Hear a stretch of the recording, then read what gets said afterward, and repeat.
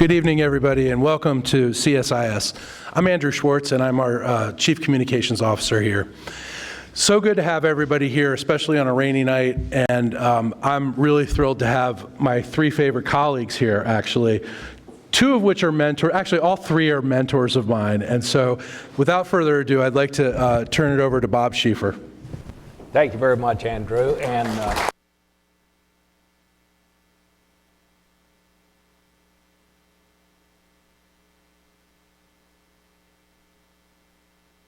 thank you all for coming. I would just begin this by saying, in other news, what a day. Is there anything else happening other than this? No, it's a little TV thing. But so we're here to talk about cyber and David Sanger's new book, and it's a good one.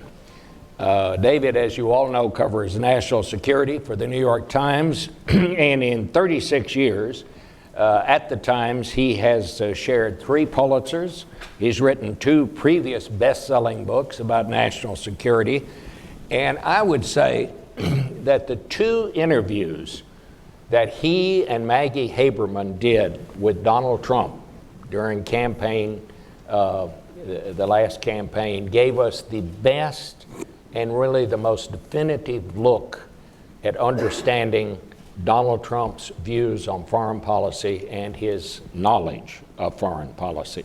David is also a good friend of CSIS, as many of you know. Joining us also to talk about David's book, somebody who knows a lot about cyber, our Senior Vice President, CSIS, James Lewis. He was a Foreign Service officer, went on to hold a broad range of political, military, and intelligence assignments for the government.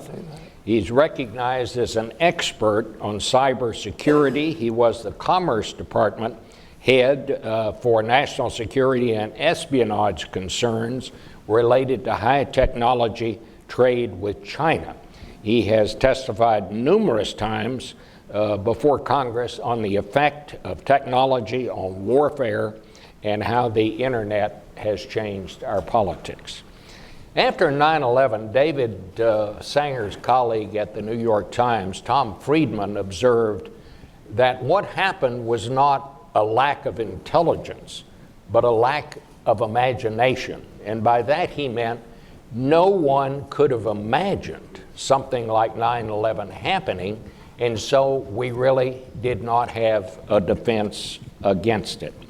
Well, now comes David's book, which is called The Perfect Weapon: War, Sabotage, and Fear in the Cyber Age, which is at once an encyclopedic summary of everything cyber, from accounts to how it is used by the United States, how it has been used against the United States, and how are we prepared to deal with it from here on. It's gotten rave reviews, and I would characterize it in one word, and that is alarming. I might even say more than alarming, because as one reviewer put it, the most disturbing theme in this book is the degree to which policymakers remain oblivious to the threat. So why don't we start there? David, just give us your view of what this book is about, why you decided to write it, and what are the things we need to be thinking about because you've written this book. Well, first, thanks to everybody for coming out. It turns out you had other things you could be doing today, like you could have stayed out of the rain and watched this sort of train wreck of hearings that was going on, and instead you decided to come out and hear us. So this is the dedicated group. And to my friend Bob and to Jim, thank you very much for having me here to go do this. I've learned a huge amount from Bob over the years in the world of journalism, and a huge amount from Jim on the cyber issues. So he can, take credit for any part of the book he agrees with, and tell me that I wasn't listening right for. I thought you were going to say I could take credit for any part of the book that was wrong. Oh, well, you can do that too. Starting in the end of the Bush administration, I began to be increasingly attuned to the degree to which a small number of intelligence officials, policymakers, were attuned to what cyber might be able to go do. And in a book I wrote that came out just as President Obama was about to take office, called The Inheritance, I revealed that President Bush had actually authorized some computer operations against the Iranian nuclear program, the details of which we didn't know, and the code name for that program, Olympic Games, we didn't know. In fact, I'm not even sure the code name had been given to the operation by that time. But in that book, I sort of explored how this might get used, and that was basically 11 years ago.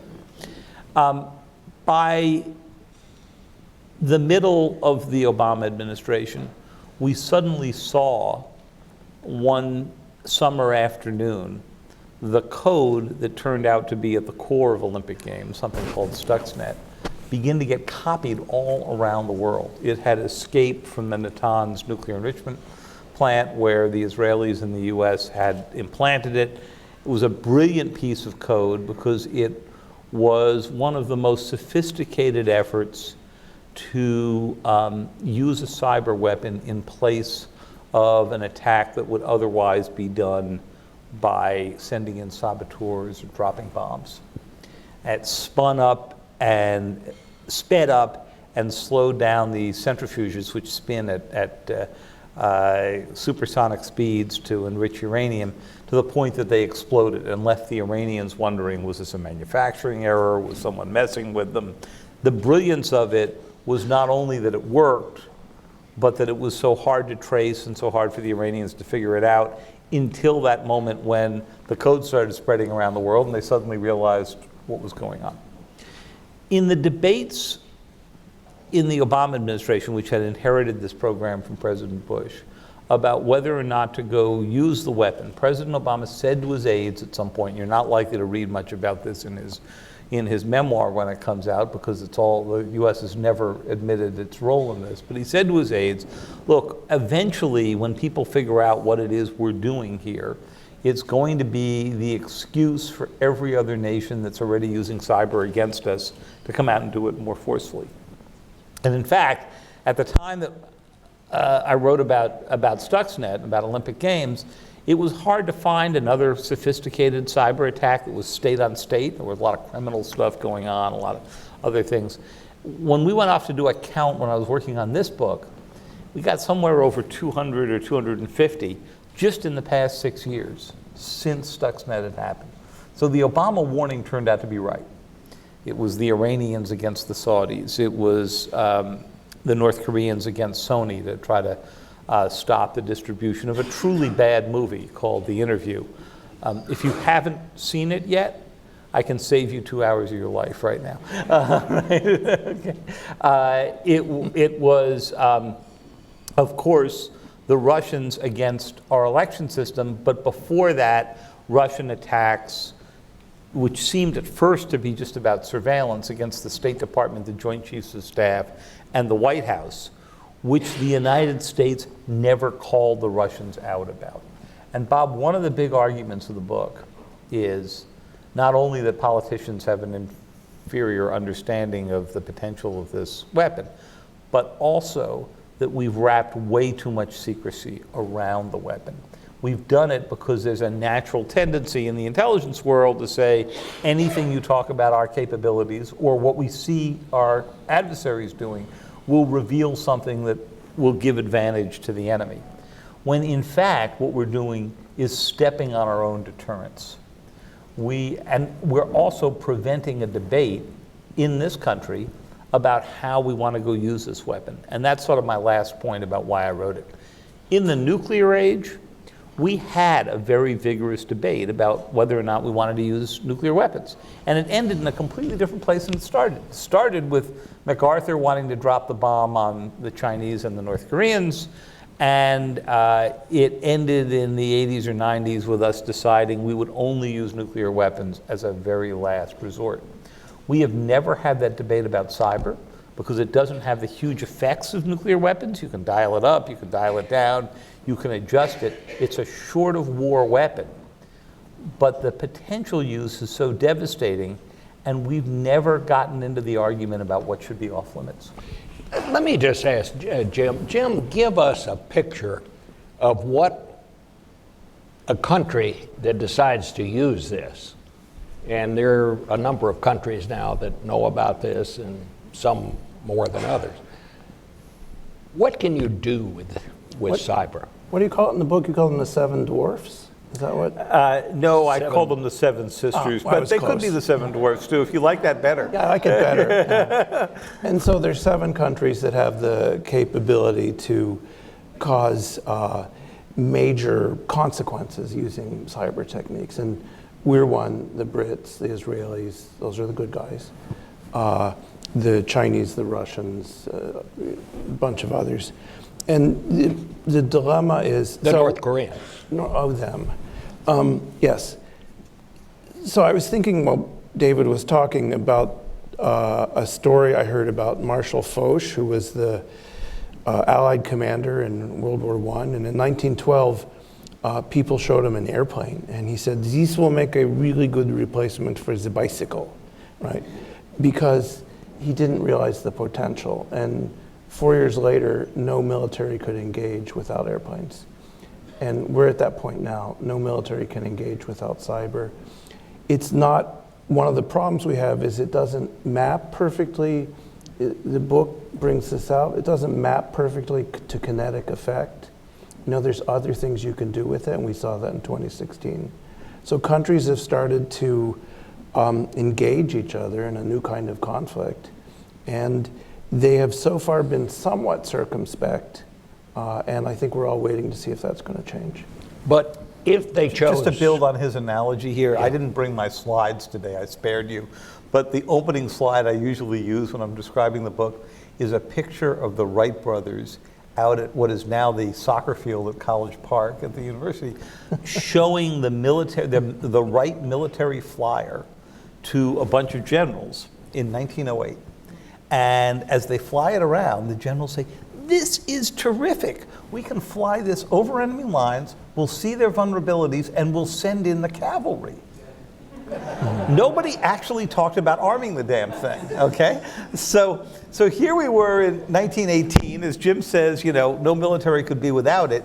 And 37 years after the Wright brothers showed this, we use an airplane to drop an atomic bomb that nobody obviously could have imagined in 1908. And that's the humility we have to enter this with, that we know what the delivery vehicle is right now, but we don't know what the weapon looks like.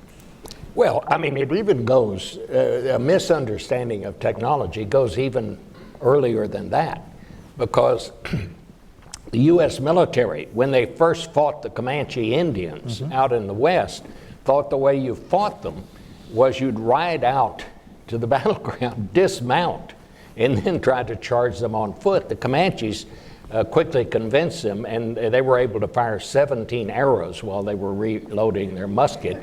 They did it all from horseback. And so... Made for great TV, didn't it? Well, it did, but it's one of the best. But I want to get back to just how lethal this weapon can be. I mean, you can turn off people's lights. Talk to me about what is possible. Well, you know, one of the interesting things is that right now it's hard to find examples where people have died. We think it's probably happened, but where people have died as a result of a cyber attack. I don't think people have died. Right. But. So there's some arguments about the people who were sent down to go inspect what was going on down in the centrifuge hall in Iran. That wasn't really a good place to be when the centrifuges were blowing up, but we'll never know. Okay. So, but for right now, for a weapon this powerful, it's fascinating that no one really has. But as you say, if the power goes off, you know, hospitals, water, emergency communication systems, people are going to die at some point.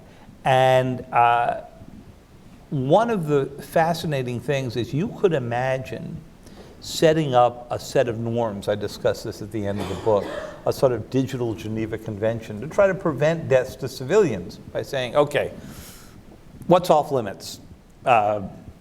Electric grids, water supplies, nursing homes, hospitals, whatever.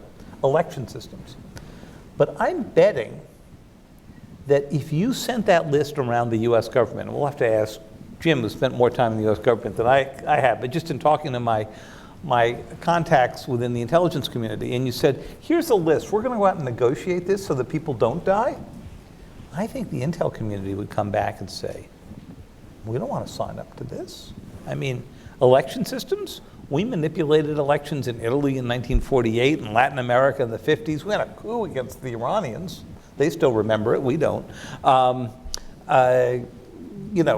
Would you want to take away from the president the opportunity to peacefully settle something that we might otherwise send us to war? Similarly, we had an operation we were planning against Iran if we went to war against Iran. You read about it in the book. It was called Nitro Zeus, that would basically have unplugged Tehran ahead of any actual battle.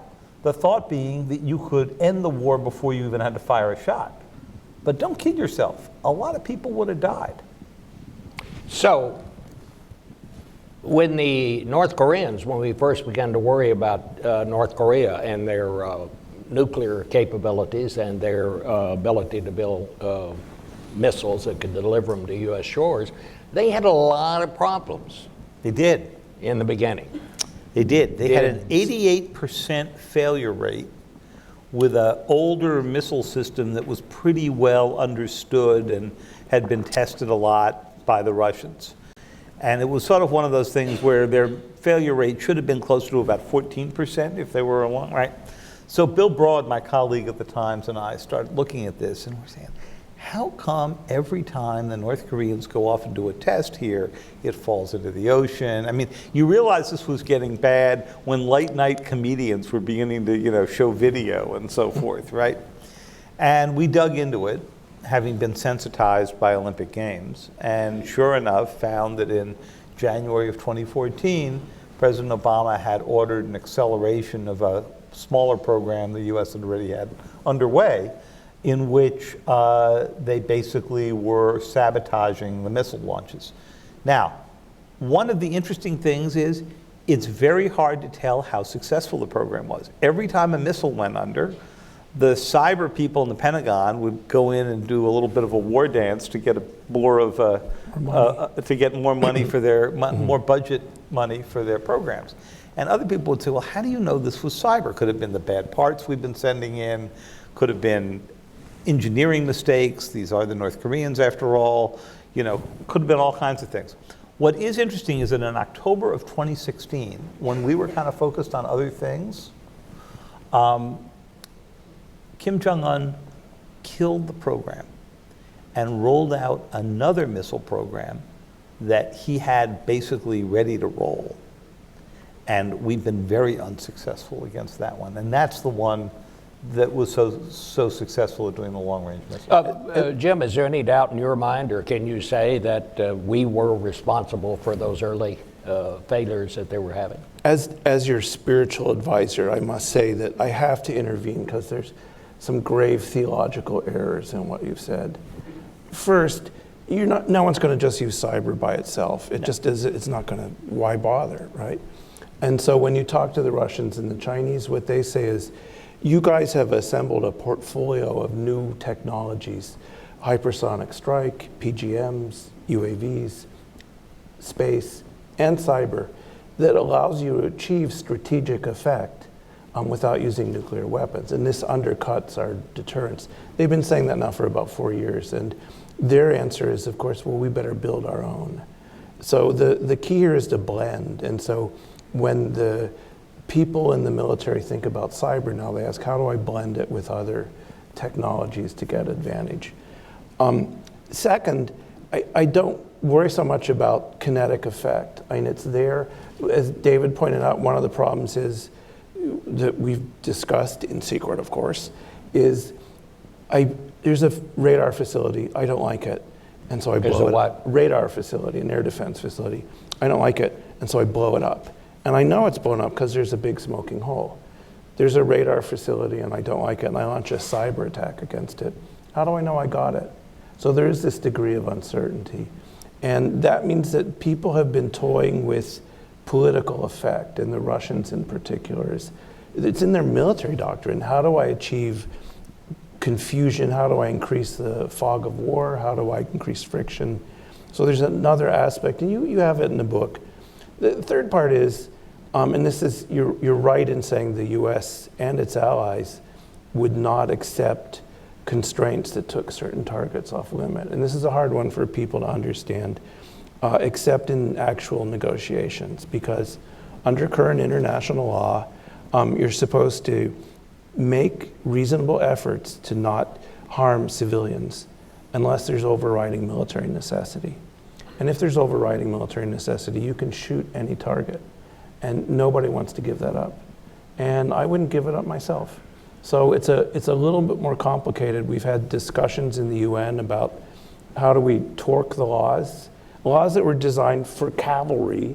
How do you make them work for cyber? And no one wants to tell what they can do, and not everyone can do it. It's a very difficult Our position. secrecy is so great that not only won't we tell this in negotiations with our adversaries, but you go to NATO, which Donald Trump famously said was obsolete.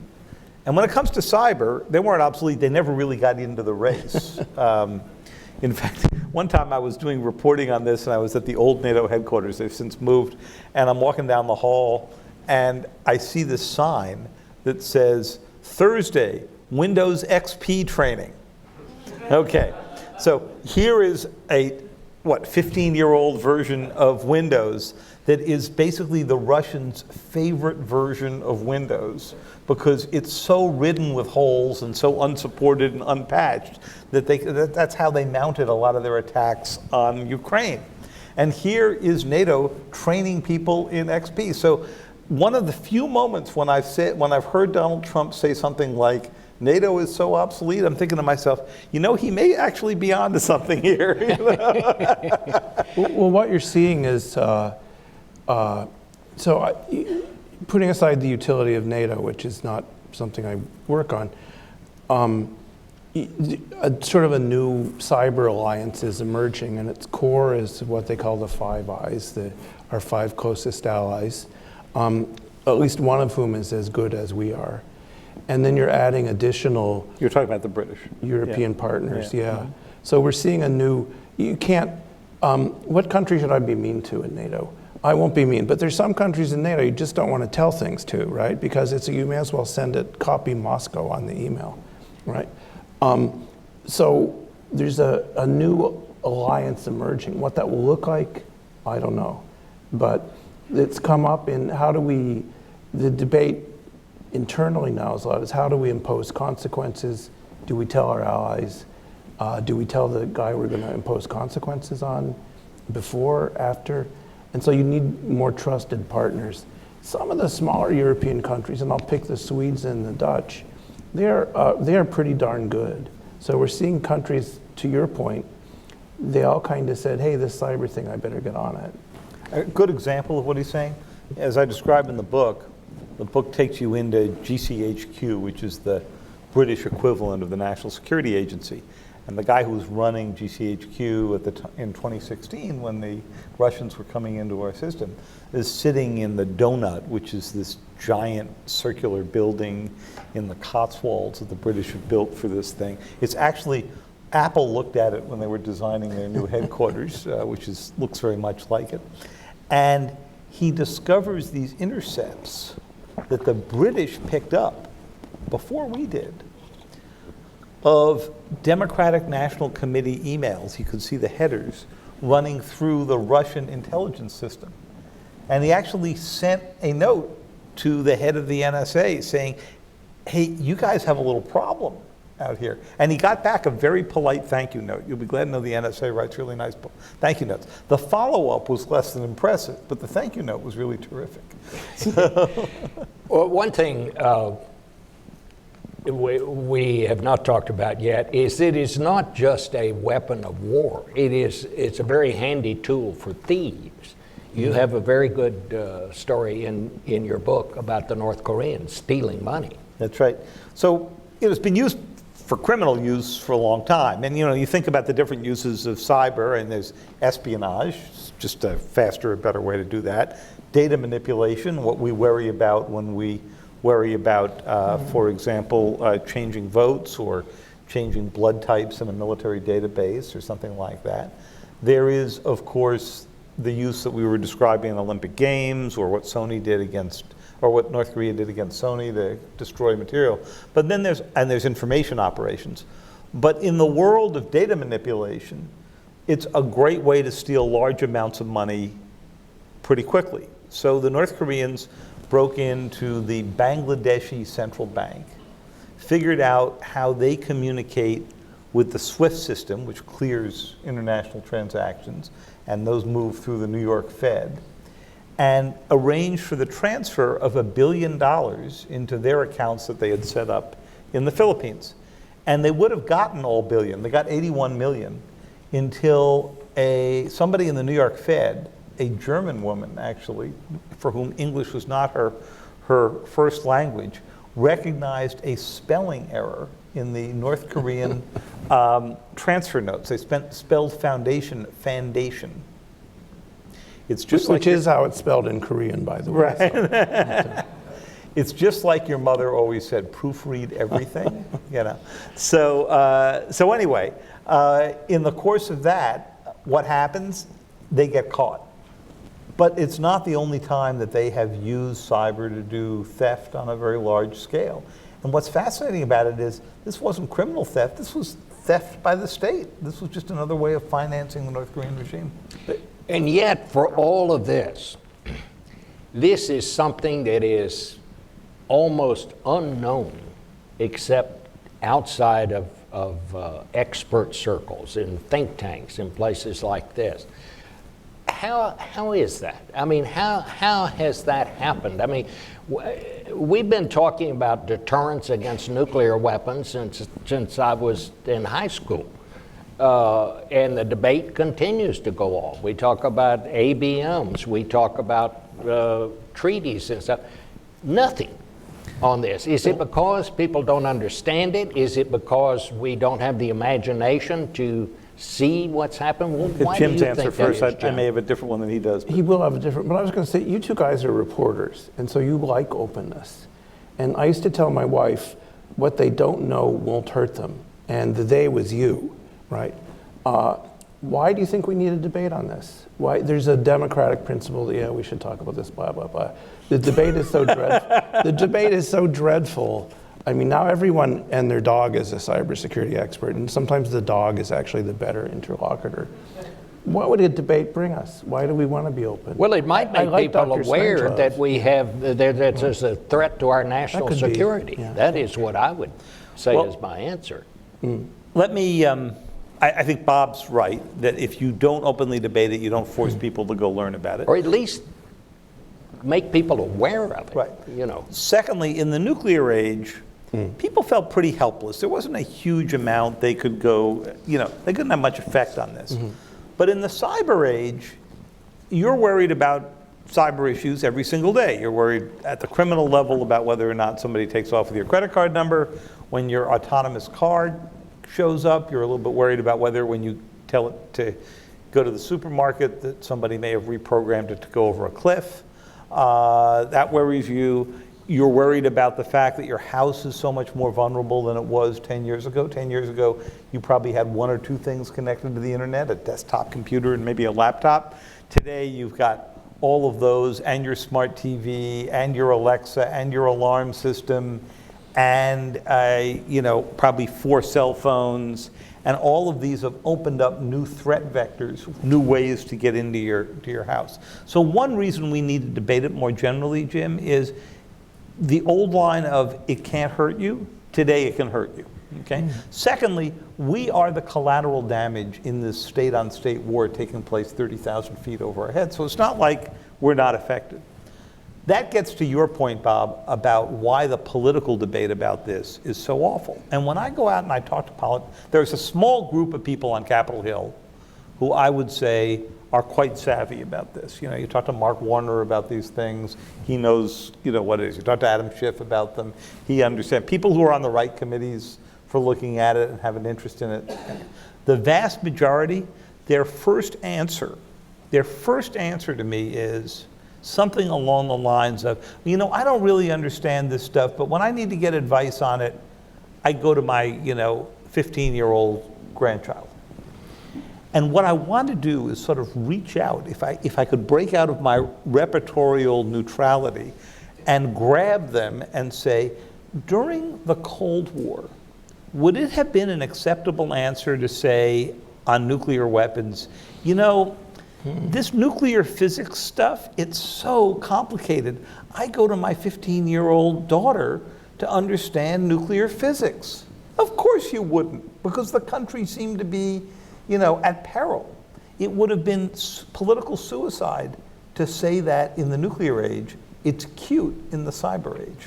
Well, I mean, I see things like in the paper the other day, I see where John Bolton announced, the National Security Advisor, that he has eliminated the position of the cybersecurity coordinator at the National Security Council. What does that mean? What does that mean to you, Jim? Oh, you're putting me on the spot. Well, you do it. Oh, but it would be so much more fun if you did it. I'll be glad to. But here, I'll tell you what, I'll start and you finish. Okay. So I thought that the Trump administration actually started pretty well with this. They had a Homeland Security advisor, Tom Bossert, who had spent a lot of time working on cyber issues and, you know, was pretty familiar with them. Mm-hmm. And you know, you could conduct a pretty detailed conversation. He was also there at a rough time when the shadow brokers material began to get out, which, if any of you missed it, was a leak that was far worse than anything Snowden did. It was the actual leak of the code around our cyber weapons, but because it didn't have an individual like Snowden, it wasn't there. Then Tom hired a man named Rob Joyce, who used to run the Tailored Access Operations Unit of the NSA. This is the group that breaks into foreign computer systems. And if you wanted to have somebody to go defend the United States on a broad scale and think about our vulnerabilities, best person to hire is someone who spent their life breaking into foreign computer systems, right? And so that was the team. And you could agree or disagree with the decisions they were making, but they certainly knew the topic really, really well. When Bolton came in, Mr. Bossert was gone within about 2 days, and Mr. Joyce went back to the NSA after a month or two, and his position was eliminated. And the answer that John Bolton gave about this when he announced a new cyber strategy last week himself was that we don't have special coordinators for a lot of other jobs, so this didn't fit bureaucratically within the National Security Council. And I thought that represented, to my mind, a lack of understanding of how cross-cutting these cyber issues are around the government, and the need to coordinate our offensive and defensive policies, because in cyber, it's frequently a blur between those two. What did I miss? So one of the effects has been that I think they want to push authority back to the agencies, and the Obama White House was, you know, particularly large, and as many presidents do, particularly by the end, accumulated responsibility, line responsibility, not strategery, because the agencies can be unresponsive. And so now you see DHS, DOD, DOJ, all stepping up to play a bigger role in cyber. I think that will ultimately result in the kind of coordination problems you're talking about. But it's a reasonable thing to say, I want to shrink the NSC. When I was in the NSC, we could have staff meetings in the Indian Treaty Room, which could hold about 40 or 50 people. They would have needed a room this size in late 2016. I think that's going to be the test, is will the agencies fight among each other? Will they actually work together? What I worry about is that just as a culture, we're just very slow to make decisions anymore. And so well, let me just ask behind. you this, Jim. Yeah. Do you think cyber poses a threat to America's security? Oh, how could anyone not think that? on so many levels. It's a threat, whether you go back to when we originally saw it as an intelligence problem, to the things that you outlined in the book. No, it's a threat. And Well, are we doing what we need to be doing to defense against that? short answer is no. No. Yeah. We were probably the leading country in terms of thinking about cybersecurity in 2008, 2009, and the rest of the world has kind of moved on, and we are behind.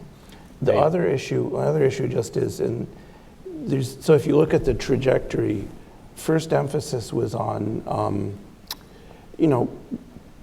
hardening systems, making them difficult targets. Second step was develop international norms, get people to agree to rules. We're at a third step now that is, things will not change until we impose consequences on our attackers. And that's difficult, it's risky, but I think there's a general consensus it's what we have to do. David? Well, first, to pick up on Jim's last point, there certainly is a consensus. That's what we need to do, and that was a big theme of General Paul Nakasoni's confirmation hearing. He's the new head of the NSA and U.S. Cyber Command, and he was in on the early days of the development of Cyber Command and has a really deep and sophisticated knowledge of this. But I think that only emphasizes the need to go have the kind of open conversation that we were discussing on this. Because if decision-making is being pushed down, and it is in defense, but it also is in offense, then the question is, who is it who goes and makes those decisions?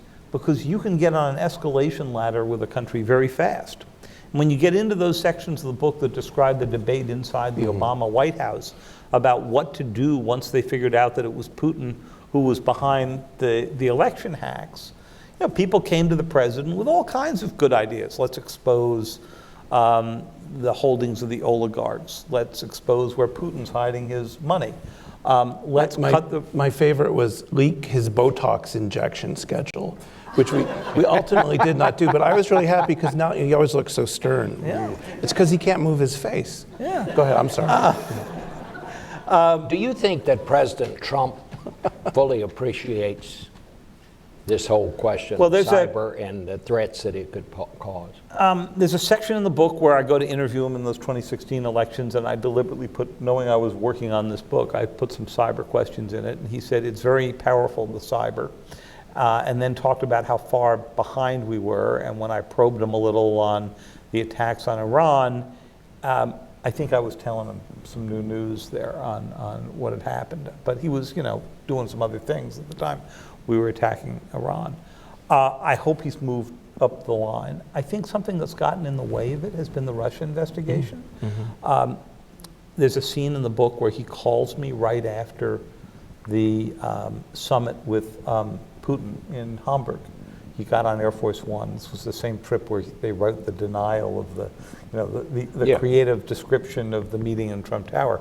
But before they got to the creative description writing, he called me to tell me that Putin had explained to him, as he said publicly many times since, that it couldn't have been the Russians who did the hack on the DNC because they're so good they never would have gotten caught. And I said, well, Mr. President, this isn't the kind of attack that was meant to be hidden. This was actually meant to be seen. That's why they made all this stuff public. And he kind of moved on, So I think the Russia hack has gotten in the way of his thinking strategically about our defenses and our offenses because he has feared that any detailed discussion of this would only call back into question the legitimacy of his presidency. Okay, well, let's open it up to questions. Here's a lady on the front row. David, this is the scariest book I've ever read. No. Seriously. Oh, You want to hold on, Pat? There's a mic yeah. coming right to you. Full disclosure, this is my wife. And she does get called on first for good reason. David, this is the scariest book I've ever read. Oh, okay. What I want to know is what do we do, and this is for you and Jim, personally, I know there's a few hints in the book about what to do about your computer and your, emails and all that stuff. But in a financial situation, the banks go down. Should we be hoarding cash to prepare for that? I mean, I'm serious about this. I think it's a really scary thing. The ATMs go down, your credit card doesn't work. How do we function in a society like that? Well, if you do stuff cash under your mattress, put it on Bob's side, because it's really lumpy and, it's going to be, look, there are some basic things you can go do. Two-factor authentication has probably been the best single thing, when a code is sent back to your cell phone. Doesn't work terribly well in a country like China or Russia, where the state controls the telecom company, and so when that code comes back, it's coming right back to them as well. But there are basic things you can do, and one of the good news parts of the book, and I agree it's not full with lots of good news, is that our own personal cybersecurity skills have risen up considerably in the past couple of years because we're using techniques like that. The problem is the threat has gotten so much more exponential, and states have begun being the users. So just for the same reason you have locks on your doors and an alarm system, you can protect against sort of 85 or 90% of the drive-by kind of problems. But if a state is going to come after you, there's not a whole lot you're going to be able to do, because they're not going to bring down your account, they're going to bring down the whole banking system. And at that point, there's not enough cash around for you to stick under the mattress. So the Chinese focus mainly on stealing advanced technology and military secrets now. It looks like the 2015 deal is holding. There's some debate over that, so they're not a problem. The Russians... I heard from the president yesterday they were a problem. We can come back to that. Okay.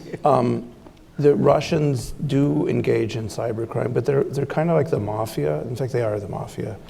And so they don't want you to go out of business. They want to be able to skim off money every month or something.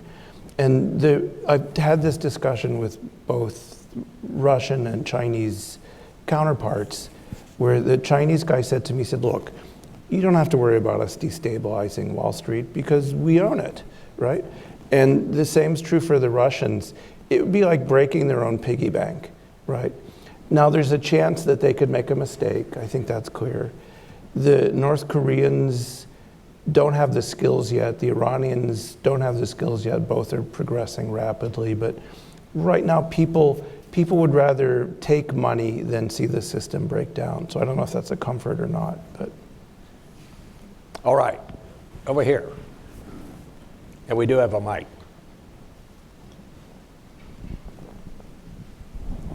I'm Reed Detchen with the United Nations Foundation. You talked a little bit about the Russian hack, meddling, election activities. What is your confidence level that the vote counting is occurring in a credible way right now? Is there an ability, and do you think there's a danger that the vote totals that are reported on election night are inaccurate?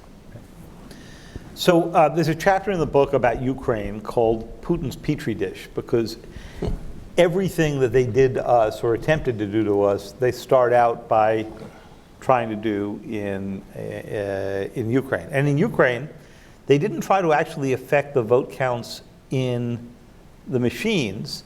They got into the reporting system so that when they had a presidential election, the Ukrainian news media came within about 40 minutes of reporting the wrong results, which would have thrown huge chaos. Astoundingly, while the Ukrainians got it right, nobody sent the memo to the Russian news organizations that the vote count, that the hack had been discovered. And so the Russians reported different results than the Ukrainians did. So there are all kinds of ways to play with it. You don't have to actually play with the vote. You can just play with that whole bit. So there are two things I worry about with the vote count system. One is the registration system, because that's what's connected to the internet. That's what's outward facing. So that if Bob and Jim show up at their precinct and somebody has gotten into the registration system, they may be told, oh, it looks to me like Bob, you've moved to Arizona, and Jim, you've moved to New York. And you could imagine the chaos you've created there. It's harder to get at the voting system, partly because it's offline, and partly because it's so creaky and old, it's spread out, every state does it differently, that it's really hard to get into. Now, there are individual voting machines you can play with, and I went out talking about the book this summer to DEF CON, this big hacker conference they have in Las Vegas. And they brilliantly set a group of 11-year-olds to go try to break into some voting machines that they had bought on eBay when states let them out. And I think they were replicating the Florida system. And they got into it before lunch. They got into it pretty quickly, actually. So you do have to be worried about it. The solution here doesn't seem to me to be that hard. We just need to mandate paper backup, so that even if it took a while to do a count, as it did in 2000, at least you've got something you can do the count from. All right, on the back there. Good evening, gentlemen. Adam DiPetrillo from Brown University, EMCS. So you mentioned that NATO was very slow. Until a few months ago when they finally got that going. They did pass a few years ago a new rule that basically said a cyber attack could be considered an attack on all, just as a physical attack can be. Article 5 is an attack on one is an attack on all. It's only been invoked once in defense of us on the day after 9/11. But I think in reality, to get the NATO members to agree that a cyber attack on an individual country meant that everybody should come to their defense, it's really hard to imagine how that would work. So they just don't have their heads around both the offensive element of this and the strategic elements of it. I'm a little more positive. You have to think of this as a 10-year succession of events, starting with Estonia. And the Estonians said, hey, look, the Russians are screwing with us. Pardon me, the Russians are doing bad things to us. That's Article 5. And the North Atlantic Council, the decision-making body in NATO, said, not so fast. They ultimately settled on Article 4, which is, we'll discuss it. But since that, since 2007, there's been a steady progression. NATO can't, what they used to say is, we're a defensive organization. We can't say cyber offense. So what's code in NATO for cyber offense? It's active defense. Active defense means you go onto other people's networks and stop them before they do things. So a lot of progress on the NATO side. Let's have another woman here. All right, Carla.